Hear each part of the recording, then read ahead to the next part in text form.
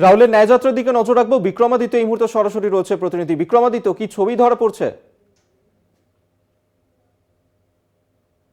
দেখো, আজকে কলেজ মোড়ে যখন রাহুল গান্ধী এসে পৌঁছালেন সেখান থেকে কিন্তু মানুষের একটা উচ্ছ্বাস ধরা পড়েছিল। কলেজ মোড়ে কংগ্রেসের যে নেতাকর্মীরা আছে, প্রচুর মহিলা সমর্থক, তারা ফুল দিয়ে সেই ন্যায়যাত্রাকে স্বাগত জানান। এরপরে সেই ন্যায়যাত্রা এসে যখন সড়ক পরিক্রমা করে তখন কিন্তু মানুষের মধ্যে তার উচ্ছ্বাস কিন্তু আমরা পরিলক্ষিত হয় এবং সেই উচ্ছ্বাস দেখার পরে রাহুল গান্ধী কিন্তু আস্তে আস্তে এগিয়ে যান।